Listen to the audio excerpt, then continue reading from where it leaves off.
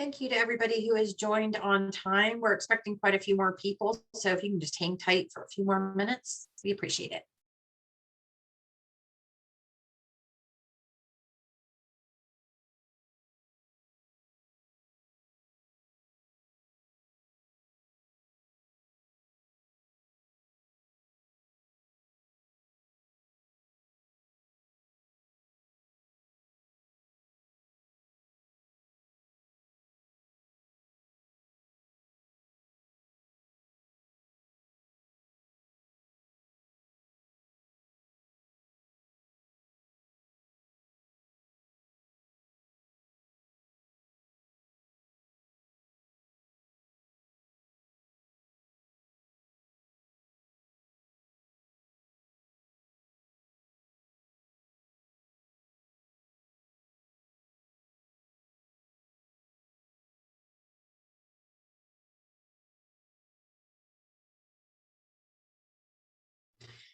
For those that have joined, if you want to go to the chat and let us know what role you're playing in child life right now, if you're in a hospital, if you're in a community setting, anything about you that we would like to know. And we're going to start in just a few minutes.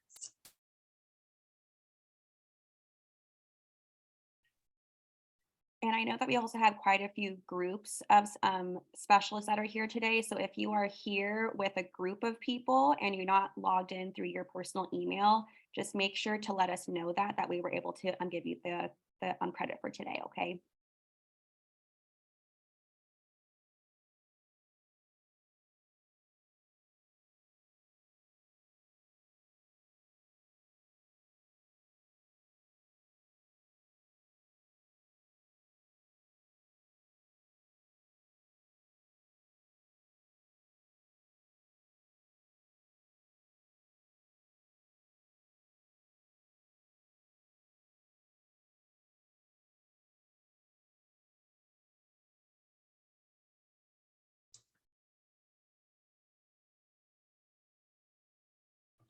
All right, I think I'm going to go ahead and get started. It looks like the bulk of everyone has joined. We had 320 registrations for this webinar today, which is just incredible. We're so happy. And we have about 114 people that have joined, and we know some of those are groups. So I'm sure more people will be joining as we get started. But I want to go ahead and kick this off. I am Dee Dee Fritsch. I am the president and founder of Hearts Connected. I am a pediatric nurse by trade of about 33 years, I believe, and we are so happy to have you here. Want to tell you a little bit about why we do this. So in case you don't know, we have a webinar at least every other month called Prioritizing the Me in Mental Health. And this is where us as Hearts Connected support the child life industry, which is really, really important to me. So we are a for-profit company. We serve patients throughout the United States in a virtual setting.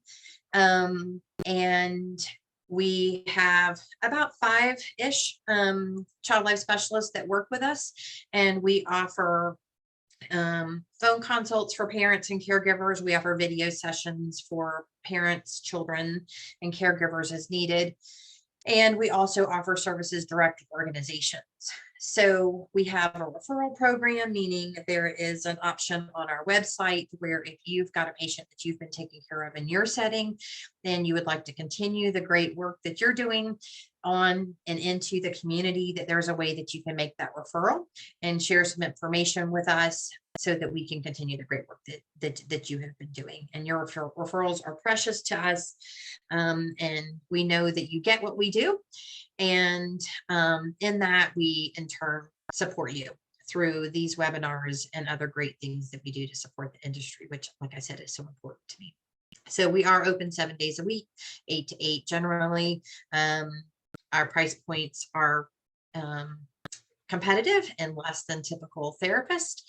And we are really, really proud to have you here today and to have this great following. There's also a place, if you don't know, where you can sign up for a newsletter and get notifications from us. So you probably already know about that, but if you don't, please do that and follow us on Instagram in any of the social pages. So without further ado, I'm going to turn this over to Carissa.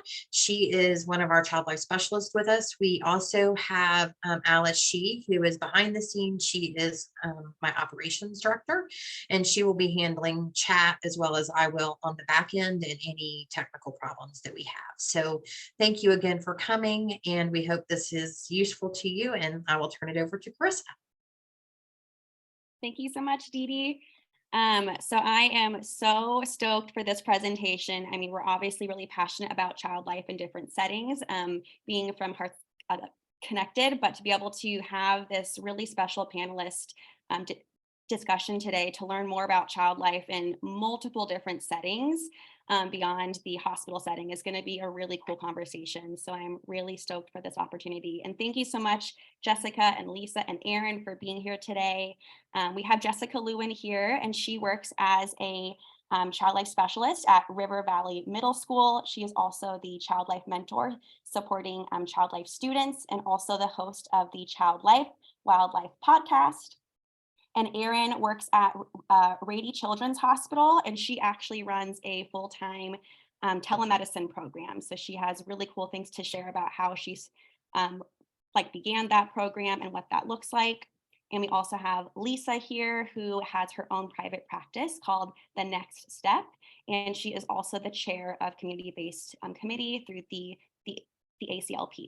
So I'm going to go ahead and get started first today with Jessica, and just kind of start the conversation a little bit more about what specifically it looks like to work in the school setting. So if you could share a little bit about kind of how you ended up working at the school setting and what steps you took to make that happen. Absolutely. So I was working in a children's hospital within an adult hospital for 6.5 years before I felt that I just wanted to do something different. I wanted to be challenged. I wanted to use my child life skills in a different way. And I couldn't find a whole lot around me in Southwest Michigan that was offering other child life positions. Community positions are hard to come by. So I had to kind of make it up as I went. I had some help with a friend, Dana Burnett. She was a child life specialist working in the schools in Louisiana. And we just talked through Instagram, honestly, for like a whole year. She helped me write a proposal. I sent those out in March of 2021, hoping that I could find a school that would be willing to take me on.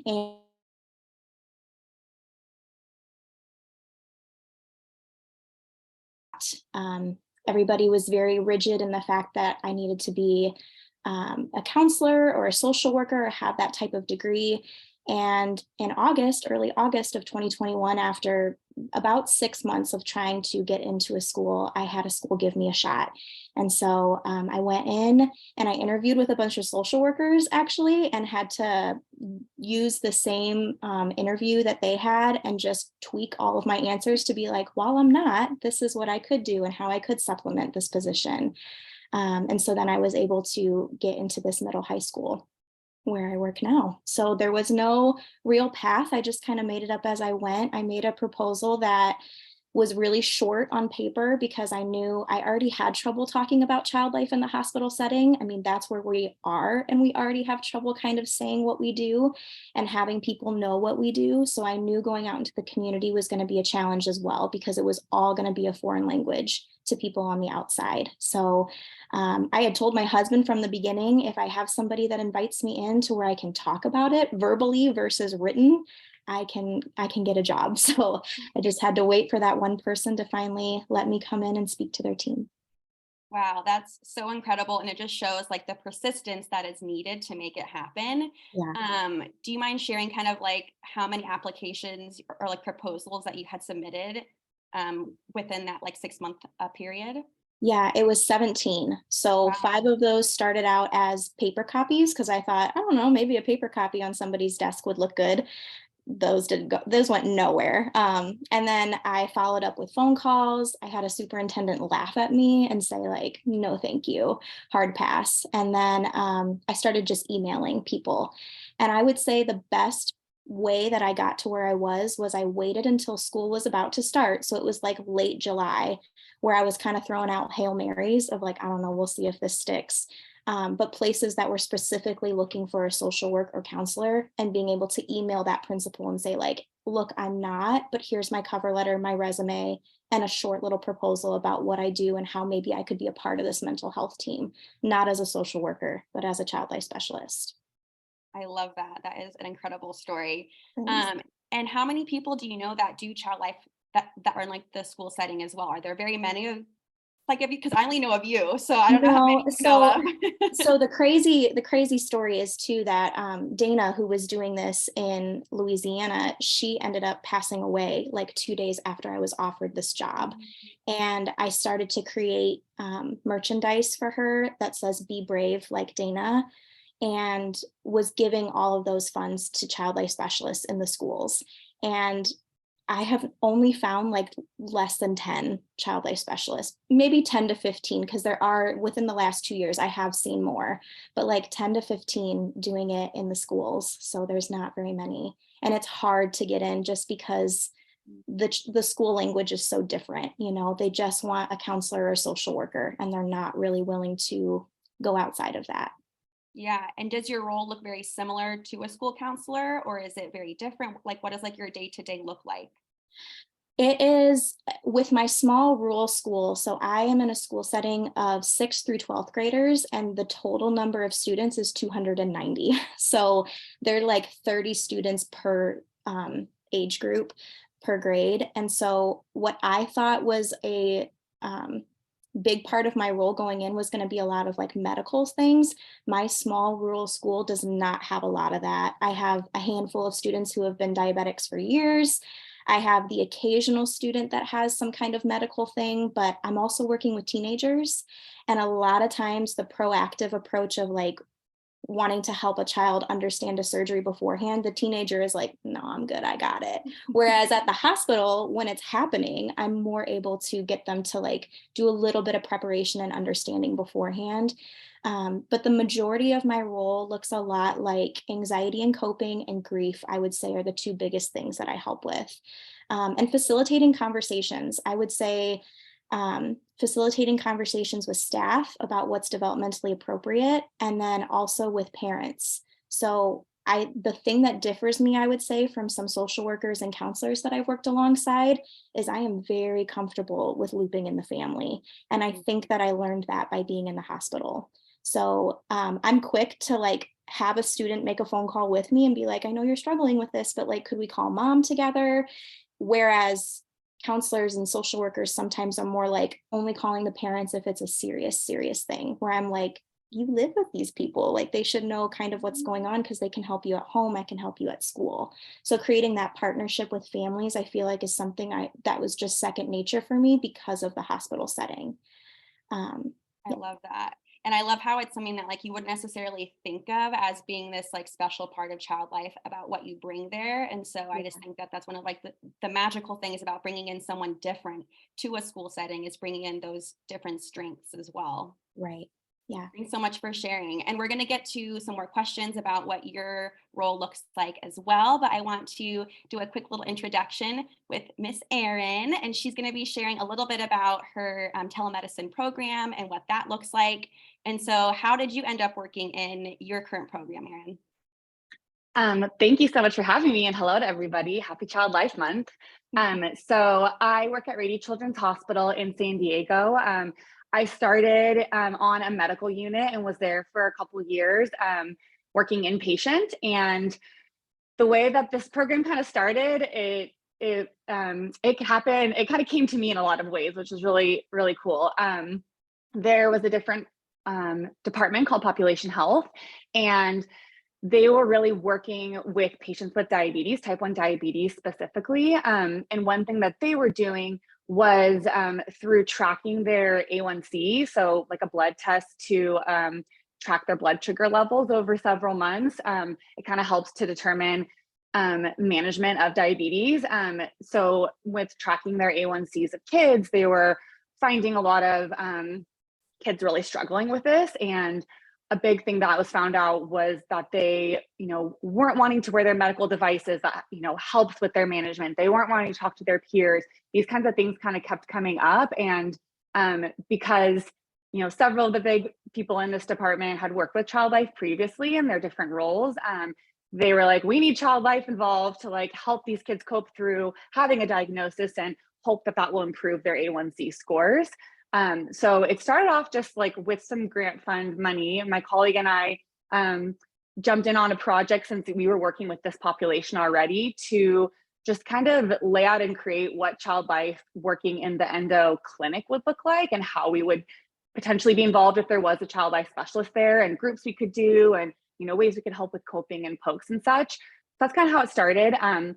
From there, they through a different grant, they had money and funds to fund a 1 day a week position to kind of trial child life. And so I took that position. It was just 1 day a week. And this was starting right as the pandemic was hitting. And so like towards the end of 2020. And so once it was finally kind of taking off, we kind of had to pivot and, look differently in the ways that these kids could be supported that weren't, in the hospital or inpatient. So different factors of supporting kind of their emotional well-being and isolation and anxieties and all the things surrounding, everything that the kids were experiencing in the pandemic, on top of having a chronic illness and management of that, and not being in school anymore and being virtual. That was kind of my approach in what the needs were. And so I started off doing telemedicine as my way of providing interventions and individual, one-on-one interventions. And that has since increased. And now I am there full-time. They've secured funding to kind of increase the position. And we also have a full-time child life assistant as well in the program. And it's been able to grow as well. What I've done, I've been able to do different groups. I've been able to do things out in the community as well, as we're allowed to do things in person again in the past couple of years. And so I've been able to work with these patients, a couple different chronic populations as well, but diabetes has been kind of the main one I've worked with, and support them kind of everything outside of the hospital that they're experiencing, because I had previously worked more in their initial diagnosis and educating them on what diabetes was, and wasn't able to really work with them after that. And so this was a way to kind of meet them out in the community and do virtual visits, so it could be within the home and on their time, and meet them kind of where they're at and support them through having that chronic condition and everything outside of the hospital that affects them with their peers in school and everything. That's kind of how the position developed. Yeah, that sounds like a huge project to take on. That started off as this like small, like 1 day per week thing, and now has turned into a project that is full-time with 2 people now on your team, which is amazing. Did you know anybody else that was doing telemedicine through a hospital that like you were able to build your program off of, or did you kind of create it from like the ground up on your own? What did that like whole process look like for you? Yeah, I don't know of many. I mean, if you're out there, like I'd love to connect, because what I have found when I've kind of researched is lots of child life specialists working outpatient. So I was able to connect of like, you work with diabetes in the clinic or in the community and helping them, get groups together to get that peer support group and stuff. So I've been able to get some support and bounce ideas off in that way. But of the telemedicine, child life people, I found it's private practice more than like associated with a hospital that I've really been able to come across. And so it's a little unique because I'm only working with kids, through this hospital and this affiliation, but it's cool to be able to kind of extend those services outside of the hospital, and then, still collaborate with child life that's inpatient, meeting them and working with them too. Yeah, definitely. And what does your day-to-day look like? Like, are you on like the computer like nonstop, or are you going to like the clinic setting still, or going to like different, like outpatient areas, or like you working from home? Like, what does your day-to-day look like for you? All of the Questions. above. So in the fall this past year, I started full time. So in the past 6 months or so, a lot has changed, as I've like had more than just a day or two a week to develop the program, and can do more in a week than I could do before. So it's definitely been changing in the last few months. But it's a combination of doing one-on-one interventions through telemedicine with kids still. And then I have several different groups that I do, some individually, some in collaboration with different staff members. And so And those vary with, being once a month, being, every week, some in person, some virtual. So there's like a good balance of and variety of different groups that I do for specific diagnosis. I also do virtual therapeutic art groups, more based on age, not on diagnosis. And so we have the funds to, mail out supplies to their home. So that's never an issue of, having the scissors or having any of the supplies they might need to do an art project. And then we all jump on virtually and do it together. And I tie in some therapeutic component to it, a skill they can learn. We'll, make stress balls and learn breathing techniques with it. We'll do different activities, around feelings and expressing their emotions. And so this is meant more less about their diagnosis, even though things do come up, which is great. And then you kind of go organically with those conversations, but more about just helping their emotional well-being and connecting to other kids. And then, like I said, there's lots of community and in-person things that have started to surface recently. We collaborate with the YMCA, a couple different YMCAs in San Diego, and we'll do these education sessions. And so several doctors and medical staff will talk with parents and provide education while myself and my colleagues and all the help I can get are in, an adjacent room working with the kids, the teens, the siblings, and providing lots of different things for them to meet other kids with diabetes, give them different books on diabetes, do medical play, and like we do a diet bingo game so that like for diabetes so that they can see where they're at and what their understanding is and learn from each other as well. So we've done that with a couple different groups and a couple different diagnoses. And then there's a teen diabetes group that we meet virtually weekly, but then do in-person stuff as well. So we just took a group of 20 teens to the zoo, and one parent could come too, and we're able to pay for their tickets and really have them all hang out, in person together and meet others with diabetes and grow that group by doing in-person events. So it's definitely a combination of both. And then I'm sometimes in a couple of the clinics at the main hospital. I also have an office at a Rady business office offsite, and then I work remote as well. So it's kind of a combination of all of the things. I'm everywhere. Yeah, it sounds like it. You are really everywhere. And it sounds like such a fun job. And it really sounds like it's transformed into this position where you're not only supporting the patients from Rady Children's, but you're reaching out to the community setting too, and kind of sharing more about mental health support for these kids and how they can support their health long term that aren't necessarily patients, which is really cool. So we definitely have more questions for you later as well, Erin. All right, so Miss Lisa, you are up. I wanted to have you share a little bit about your private practice and kind of how you got into doing private practice and what that looks like for you as well. Sure. I just want to say I'm the former chair of the community. I know you guys had that. I just wanted to correct that. Sorry about that. On that. No problem. That's okay. So I have been in child life for 30 plus years. I started out in a inner city hospital, one person program. And then I went to another hospital that has a lot of specific diagnoses, populations. And I worked in pediatric oncology for quite some time. And then the hospital acquired a few other hospitals and it became a health system. And I went to coordinator. And then after that, they built a children's hospital that shared an OR with the adult hospital, and I became the child life manager. And I was in the child life manager role for about 21 years. And in doing that, as things started to just change within healthcare and the hospital environment, I kind of reassessed what I wanted to do, and I decided to go out into private practice. The private practice started without walls. So I actually had my Mary Poppins child life bag filled with all types of different activities and teaching materials and things that I can go into a home. And I was able to start out doing that. And then I wanted a little bit more structure. So I looked for some office space in the area, and I wound up subletting 2 days a week and had some office space. And that enabled me to bring in other populations and various age levels, and I was able to see more because I wasn't traveling in the car back and forth to homes. I probably would say most of my in the beginning, I had barely any patients or families or siblings.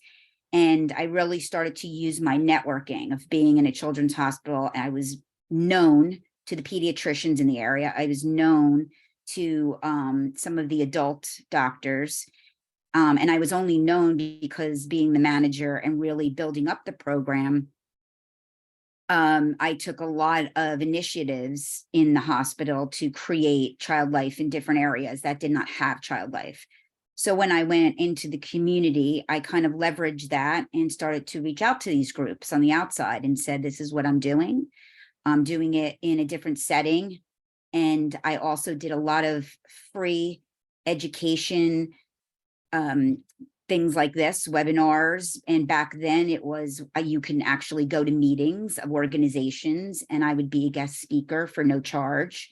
I would go to a medical group and speak at their pediatric meeting that they had, and really just started to get my name out. I also did a training for a grief facilitator, and they had a grant, and I sat in that role for a little bit, all trying to build the practice. And as we would say in this realm, the clients that I have now.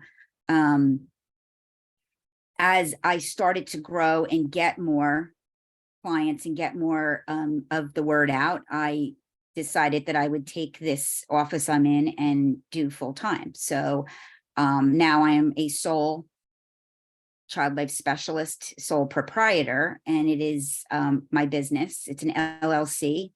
And what I do is a lot of word of mouth and referrals have really helped me to build this practice. I've been now doing this for about 8 years.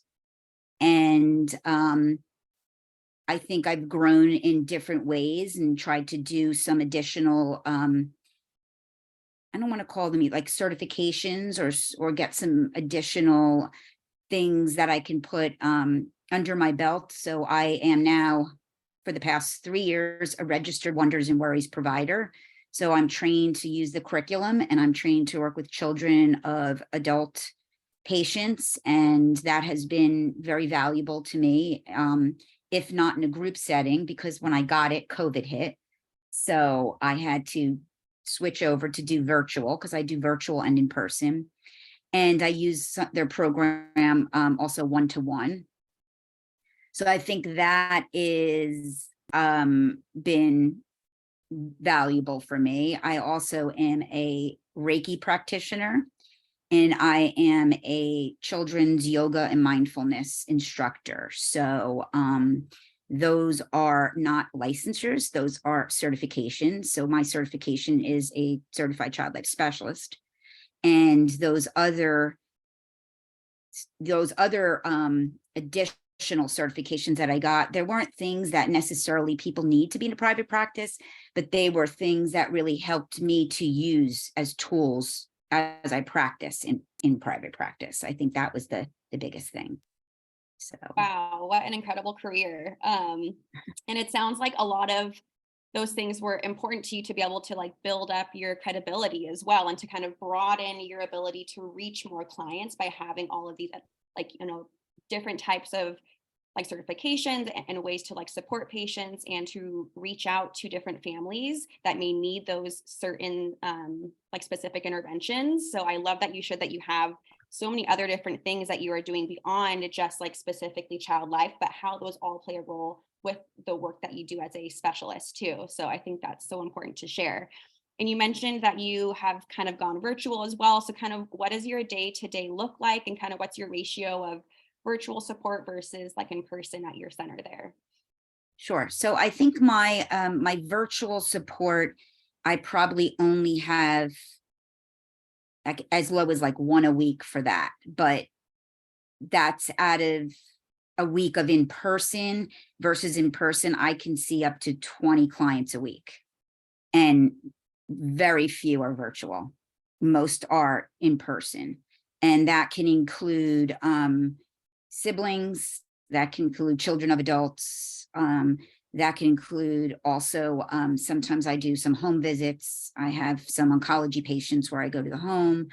I have some that come in, and that would look like some grief work, some like bereavement work, some siblings, and also some of like medical teaching and new diagnoses. And I've seen a lot lately of my clients that come in are from the hospital that I worked at. They have a oncology clinic, and they have, the nurses have referred a lot of their patients who've gone off treatment, who are having some latent effects on some trauma afterwards, and really dealing with this after they've completed their protocols. So that has been wonderful that I can actually have that relationship. And they've also set up a fund that they use for their families to help pay for all different types of services. And they have added me to that fund as well, so they can refer some of those patients, and it wouldn't be a hardship for them to come. Wow, it sounds like a really fun role to be able to do so many different types of things in different platforms as well. Thanks so much for sharing, Lisa, about your background and your private practice. I want to make sure that we have the last 30 minutes for our question and answer portion. So we had a lot of questions submitted for this webinar for today. So the priority will be answering all of the ones that were pre-submitted first. And then if we have time, I will make sure to get to as many live ones as well. But I wanted to first go back to Miss Erin. I wanted to let you know of a question that someone had. So we had someone that wanted to know, what are some of your favorite platforms or games or different activities that you use for telehealth? And the next part was, what are the most helpful staff to collaborate with as well? So a two-part question. So many things. I feel like when I started in this role, I kind of had to dive deep into research and kind of learning different things you can do virtually, and trying to kind of shift, providing interventions and games and activities and stuff virtual. So there was a learning curve for sure for me, and there still has been one, because it's harder to engage, harder to connect, harder to do the things that, we have certain skills that we naturally do in the hospital when there's a screen in front of you. I have so much respect for teachers from the pandemic who had to do everything online after getting into, just touching in on the virtual world. I like to do different online games that you can do together, different, drawing games or interactive, games that are on websites that we can, through Zoom join. I like to, for the younger kids, use as many of the avatars and backgrounds and emojis to really get them interactive and to help, them express themselves and their personalities as much as possible. Because the kids are in the home, I will take advantage and do things like scavenger hunts and have them find something that brings them joy, find something that, they use every day, and help to kind of connect them with each other and with myself to build rapport in different ways. What else? I am huge into using books, and so and bibliotherapy, and so reading a book to them, or even you can find some online that you click and flip the page, and they can be seeing it on the screen, and it's kind of easier to follow. With my therapeutic art groups, I'll also sometimes incorporate a book that we read prior to doing the therapeutic activity, so then they can have their own tangible book to be reading along with me. And so that's always a really good way to kind of engage them and get the questions and the conversation going. Yeah, I'm there's so many things. I'm trying to think of all the different things, but I'm constantly trying to get creative and find new ways to really have the kids engage with each other as well as with myself, kind of depending on what the group is or intervention, or kind of the purpose of the different interventions. And then would you repeat the second part of the question? Yeah, I can't remember. No problem. Okay. Which staff are the most helpful to collaborate with? I'd say I've collaborated quite a bit with psychology and have done groups with them for different diagnoses. For They all have different, purposes and intents, and how frequently they are all vary. But I do one with a psychology student for kids with sickle cell, and the feedback that that team received was they don't have opportunities to meet other kids with sickle cell, and so the main focus is really like peer connection for that group. And so we work together and we do it once a month and have a theme each time, or a topic or a skill that they could learn, or talk about emotion, talk about confidence, and build activities and interactions like around kind of a theme of the month sort of. And then with the psychologist I work with through endocrinology, her and I do a group for tweens. And so it's like a cohort. So there'll be, 5 or 6 sessions in a row, like once a week. And so those are a lot more skill building and helping with, talking to others about diabetes and managing it and getting that peer support. So I definitely collaborate a lot with them. And then I work with social work sometimes, like for getting some different referrals from them, and helping to, I use them to, and nurses that I work with to really refer to me kids and, know when it's out of their scope and in mine, and make that referral appropriately so that I can continue working on things that they, had already encountered with the families, but then wanted my services to kind of continue from there. So yeah, and then just the team that I work with, they're constantly bringing me into different projects or new ideas that have been developing and asking like, where does child life fit into this? And let me be the expert in, what my role is and how I can, contribute or be involved, like with different community events, for example. And so they work creatively with me to sort of like see how my role can fit into something that they're already doing or something that they're, that we're adding on to our department or creating. Awesome. Thank you, Erin. Jessica, we had a question specific for you, and you kind of had already answered the majority of it, but it was, how did you get a school district to support your role, which you did share. So maybe kind of more specifically, like what was different about the superintendent that took you on? Like, was there something that they found in you that they found would be really helpful to their school, and kind of how did that like win over happen? Yeah. I did a lot of research about what roles look like within a school. I was not super familiar with that. I didn't utilize a lot of the mental health services that I had offered to me when I was in high school. So I didn't really know what all of that looked like. So I think reading articles and watching videos about what was going on in the schools. At the time, for me, I played up COVID as being a big part. And that's kind of what went into my proposal, was that as developmental experts, along with medical, like COVID is the time to hire child life specialists in the schools and help bridge that gap. Looking back now, a lot of the things that I included in my proposal, I would not do moving forward.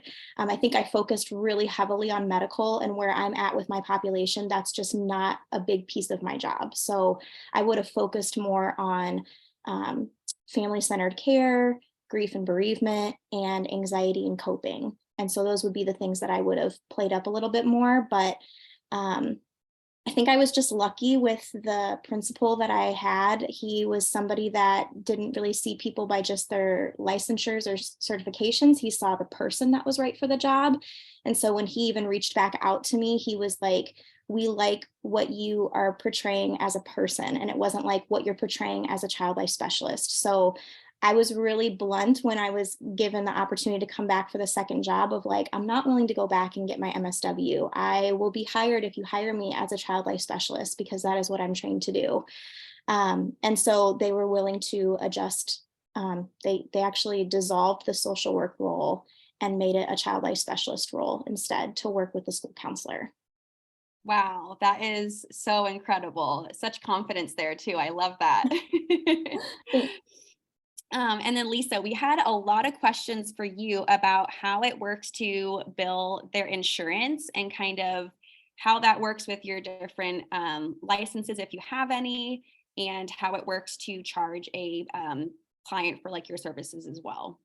Sure. I get this question a lot. Yeah. And I think we have to really get out of the licensure, box that people put us in, because licensure is not the be all end all. And it wouldn't just pertain to private practice. It would pertain to every child life specialist in whatever setting they were in. So the licensure piece really doesn't come in for me. The other thing is covering it. It's a service, if families need a service, they're going to pay for that service. So the services that come to me they're paid out of pocket.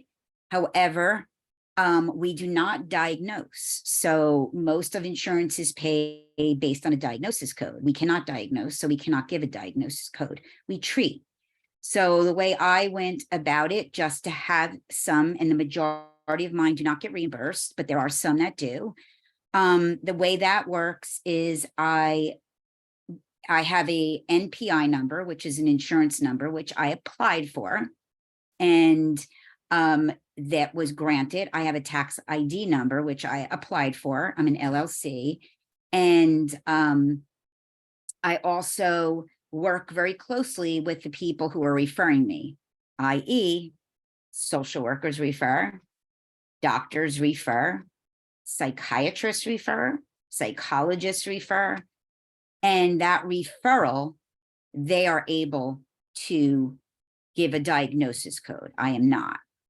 So that is something we need to really get away from as child life specialists, because and I feel pretty passionate about this, and I hope I'm coming across in a respectful way, but I feel like that is not our profession. I think Jessica really said it well. Like, we are what we are. We are certified child life specialists, and our skill set should be able to be transferable to any setting, to Erin's setting, to Jessica's setting, to my setting. That's what we do. And I think that it's important that we really not be afraid if somebody calls me and says, oh, therapist. I love that. I use it as an opportunity to say, if you are looking for a therapist, I'm not the person. I'm not a therapist, but I can refer you out. But then when I start to peel back a little bit, I hear, well, she's having outbursts, she's crying, she's, doing a lot of these things. And then, oh, and her grandmother died a month ago, or during COVID, we lost a family member, or like all the things that would bring her to me as a certified child life specialist. So those are the things. You have to be able to be ethical in your practice, no matter where you practice. That is my main goal. And that is why I assess and do assessments when I get these calls. The other piece of it is, I don't feel that a child life specialist should go on and get a counseling degree and get practice as a certified child life specialist and bill as a counselor. That is conflict. Okay. If you're a marriage counselor, if you are a LPC, then you should not be doing child life work and billing as an LPC. That is not what it's about. So I just feel really, really, actually, I'm really happy that this panel, I feel, we're all coming from the same perspective, is we're practicing within our scope. And that's really what's important. And then what we do in the setting is the same skill set. And we may be using different skills that we didn't use in a hospital, right? Like Jessica mentioned, this, the skill set of maybe she's not going to do the medical teaching. But then Erin, I think she's doing a lot of things where she's taking that kind of distraction, but then working and teaching. So I feel like we're all doing that. We're just doing that in a different setting. So I just think that that's really the important thing that we should all keep in mind, that we practice within our scope. That's so important. And it actually leads me to my next question, because that was actually a very specific question from someone as well, was how do you guys work towards expanding the field of child life while also maintaining that scope of practice? This is for all three of you. Okay, so go ahead, Jessica. Okay. I was just going to say, I think it comes down to collaboration and knowing where the line is. I think I couldn't have known my scope without being in the hospital for a decent amount of years. There's nothing that, like, the ACLP, to my knowledge, has put out besides a recommendation of 6,000 hours. But I do think that it is like, that is something that I say over and over again when people ask me about moving into the school setting or an alternative setting, is get those hours. They are so valuable. They teach you how to collaborate with other professionals. They teach you where it gets too far and you need to have somebody else. Those lines are way easier to see in a hospital setting. I spent the good part of my first semester at the school being like, is this within my scope? I literally had it saved on my computer. I pulled up the proposal in community settings that like broke down. And after every intervention or every interaction, I'd be like, was that within my scope? Like, because you just are, it's so different. It looks so different. So I think there are some things that I had to actually be told by counselors or social workers or other people, like, you are very qualified to listen to a child vent about something traumatic going on in their life. Like, to me, I was always like, but when I did that in the hospital, like we were playing with Play-Doh or like a dollhouse, or like there was like a thing that made me feel like I was doing child life because there was like, we were playing. But they were like, but you were having really hard conversations while you were playing, and your teenagers are not going to want to sit and play with Play-Doh with you as often as the little ones that did in the hospital. So I'm really good at collaborating and referring out when I feel like this is something that's not for me and is for a therapist. Somebody had asked where the responsibilities went for the social worker position that was dissolved. And we have, for us, it's called a RISA or an ISD. And that's where there's a bunch of professionals that get to go in a region to every different school district, something that I didn't know about. So that would look really cool if you're like an outpatient child life specialist and you really love that and want to do it in an alternative setting. You could be in a region where you go to different schools to do child life work there. For me, I always loved inpatient, so I knew I wanted to be like in a school building rapport with students. But they will send in a social worker for different times where a social worker is needed or a school psychologist is needed. So those roles, I know exactly who to refer to and where they can come in and help those students or families. And Lisa, you had some to add as well, right? Well, she did such a great job, Jessica. But I think expanding our role, we really need to, as I said in the beginning, look out of that, not putting ourselves in a box and not realizing that exactly what Jessica said, you need that hospital-based experience. I was on that committee that developed those guidelines, but they're guidelines. We all should hold ourselves accountable. And I think that it's very, very important that we realize that we can expand in ways that we never thought before, because coming into it, like right now, we're calling this community practice. Years ago, we would have called it non-traditional. It is not, it's not non-traditional. We're doing the same things that hospital specialists are do. We're just doing them in different settings. I also did want to just put this in. I do hold liability insurance, and I want to just say from HPSO, there is actually a drop down where you can hold that liability insurance specifically as a certified child life specialist. So I just wanted to put that out there too, because I believe that is very important that at least I do in my private practice.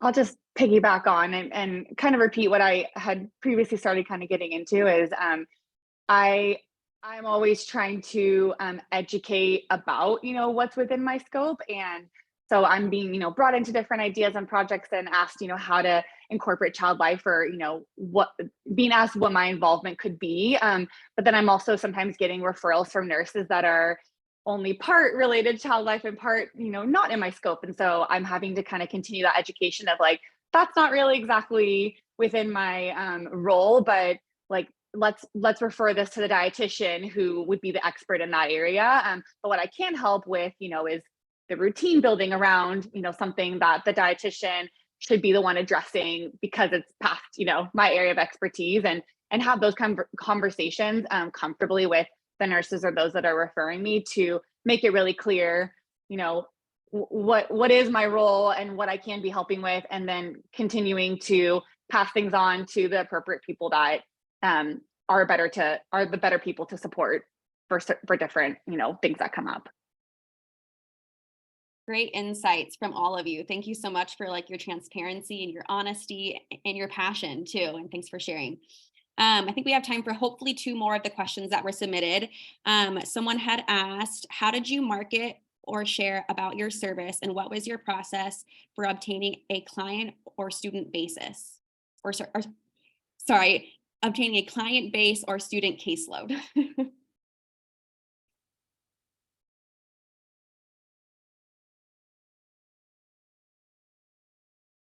Do you mean, is that in reference to like getting people to know you're here in the community? Correct. Like, how did you kind of go about getting clients to reach out to you or to get like referrals?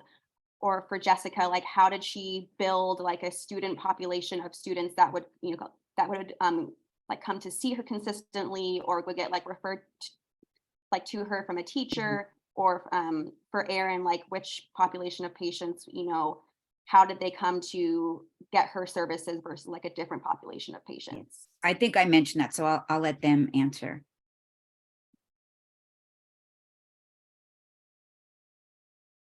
We're like seeing who will go off mute first. Okay, I'll go. So within the population health department that I'm a part of, they have different grants that are funding specific chronic populations that we're working with. So that's like who I'm able to work with, and different insurances within different chronic populations. But then getting referrals is with a couple different ways. There's nurse care navigators that are doing outreach to these kids and providing support and assessing child life needs and mental health support needs, and making referrals to me. And then, like I mentioned earlier, in the endo clinic for the diabetes population, the social worker, psychology, I'm collaborating with them or getting referrals from them for patients that need services. And then child life within the hospital as well is able to make referrals to me for kids that they're working with that then, are going outpatient, and I can continue to support. For me, my first year was spent heavily like building rapport with staff and students and trying to get in on any meetings that I could get in on about students or different populations that we serve, and just becoming a familiar face for people. So every passing period that students have, that 5 minutes, I'll be in the hallway at my usual spot and I'll see students walking, and I'm just doing a lot of like assessing in the hallways. I mean, you get used to the cliques that walk together, the boyfriend girlfriend that's together, and then when they're not, you're like, uh-oh, wonder what happened there, wonder what's wrong. Or you see a gap of like, the student hasn't been at school for a whole week, I hope everything's okay. Do a quick reach out to the parents, make sure things are okay at home. But I do a lot of collaborating. I know when all of my teachers' plan periods are, and I am known to kind of sneak in and just do a quick like, hey, how's it going? How are you? And like a morale booster of like making sure that they're seen and heard too. And through those conversations, they'll start to say like, oh, Timmy is just having a really hard time in this class. He is so not focused, and that's not normal for him. And then that's kind of a referral for me to be like, I should keep Timmy on my radar. I wonder what's going on at home, or I wonder what's changed in their routine. So just constantly, like I've repeated over and over again, collaborating with everybody and assessing is how I kind of build up my referrals. Awesome, thank you. I'm gonna try and get one more question in. Are there any trainings that you have taken in the past few years that have helped you to prepare you for your current role? Before I started, I at the hospital did youth mental health first aid, and I think that was super helpful to understand when students are in crisis and how I can be beneficial in those moments as a crisis response team. That was all before. When I got into the school, I then had a ton of trainings in order to help me be qualified for what I'm currently doing in the school. Those aren't necessarily things that I would do beforehand, because you have to have the job before you do it, but I'm the 504 coordinator, so helping to create those accommodations for students who are struggling with mental or medical disabilities. I create those accommodations alongside the teachers and the parents.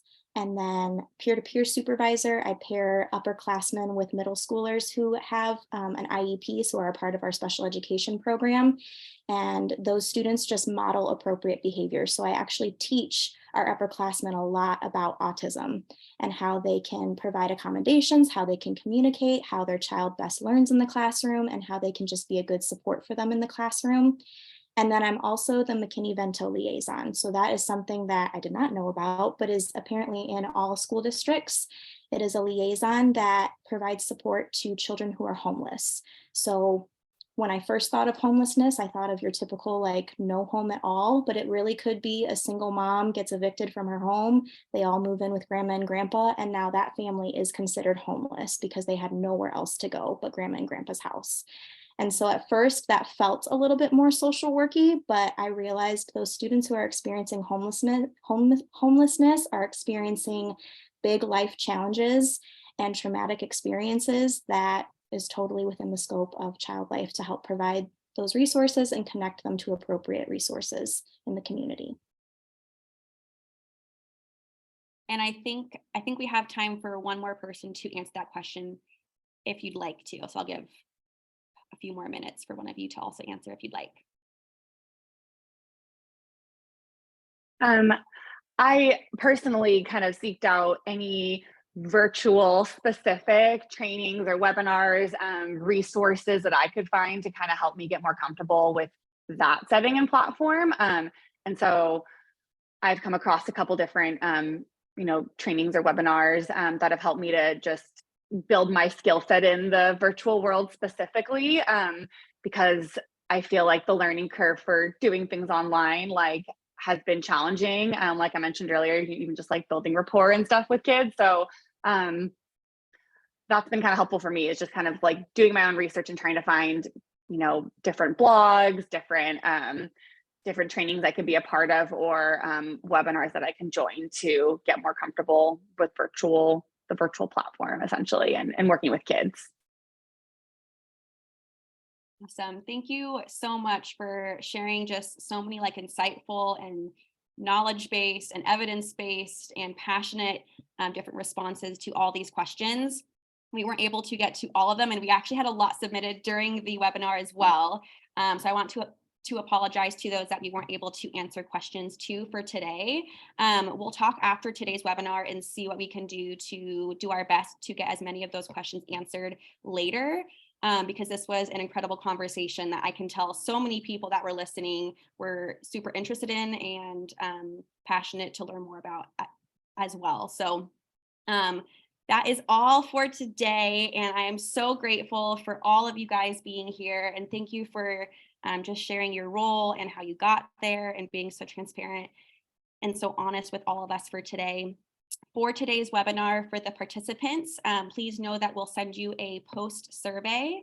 Have that post survey completed as soon as possible, and then we'll send you your certificate for your PDU credit. And then for those that were here for a group setting as well, I had some people who submitted that submitted their names through the chat. So for those that were in a group, just kind of chat who was in your group that was listening for today. That way I can give all of you guys credit. So I'll leave this up for a few minutes for you to do so. But thank you so much to all of our panelists. You guys are so incredible at growing the field of child life. So thank you so much for sharing your whole experience and your expertise and who you are. So thank you. Oh, sorry. Thank you for having us. Thank you, Lisa. Thank you. Yeah.